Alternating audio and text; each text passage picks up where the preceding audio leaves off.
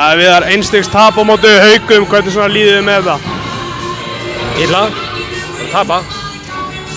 Hvað þú veist, einstigs munur eða fjárhagslega munur skipta það máli? Ekki þrefald umferð, nei. Hvernig svona horfir það við þér að vera búinn að mæta Haukum núna að tapa? Þú veist, kemur eitthvað til greina heldur en að vinna það bara tvisvar í vetur í síðustu tveimur leikjunum? Nei, þú veist, það segir sjálf, þú er búinn að segja. Auðvitað, við förum bara til þess að gera okkar besta í öllum leikjum og vinna og bara hörkuleikur í dag og Haukarnir gerðu vel í lokin og við svona, já, við bara klikkuðum á vítalínunni svolítið og vantaði svona aðeins upp á svona 30 okkar sérstaklega í tegnum og letum íta okkur aðeins út en bara, það er ekki einu svona 1/3 mótinu búið þannig að við bara bætum okkur og áfram gakk, þú veist, bara þessar helvítis klísjur alltaf. Bara hausinn á vítalínunni en það síðasta fjórðungur sem fór með þetta? Nei, það var boltinn sem fór með þetta, hann fór ekki onni, ekki hausinn. Þú veist, hvað getur þetta verið svona ánægðastu með?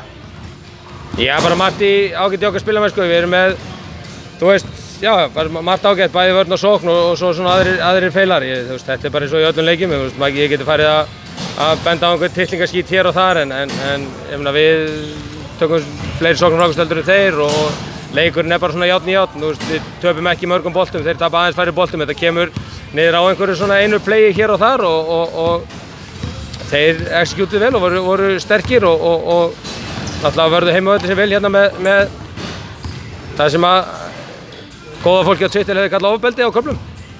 Þannig að þú ert ósáttur við bara hvernig Haukar spiluðu eða fengu að spila?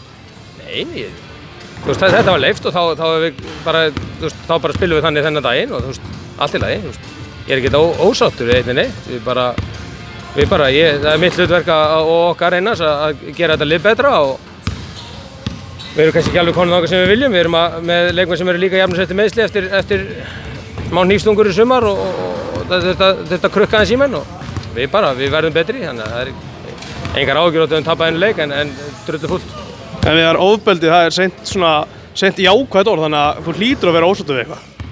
Nei, nú ert þú að reyna að fiska upp. Já, þetta er ósátt við að við fáum ekki köll hérna þegar Emil er í hrindingum en ekki vörn og við hefum kannski átt að reyna að koma okkur dýpra og refsa honum meira fyrir það en hann komst upp með það núna og í 9 af hverjum 10 leikjum þá væri þetta en kannski ofbeldi, það er góða fólki á Twitter sem notar ofbeldi við smá tittlingaskít þannig að fuck it.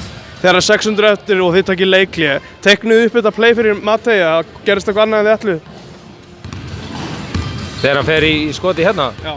Að við ætlum að fara inn í teik og hann fór bara með góðri gabringu, fór illa með sinn varnarmann og fekk opið skot og það bara, þetta er ekki hægt, við getum ekki, þó við þjálfarnir viljum að hafa þetta á einhverju spjaldi og rosa fína línur og geta, þú veist, klappa á okkur á brjóstið eða hvað það er eða verið með eitthvað körfuboltaklám hér og þar sko, þá bara mörg atriði í leiknum og mínir leikmenn bregðast oft á tíðum mjög vel við því og við bara tökum skrefið létt á þetta kemur niður á einu skoti hér og þar eða einu frákasti eða hinn á þessu þannig að þetta er bara lítill munnur og ég þarf örugglega að horfa á þetta tvisvar, þrisvar til að fara að finna eitthvað en reynum að taka jákvæð og halda áfram með 1/3 og 3 umferð þannig að það er ekki heimsendir sko.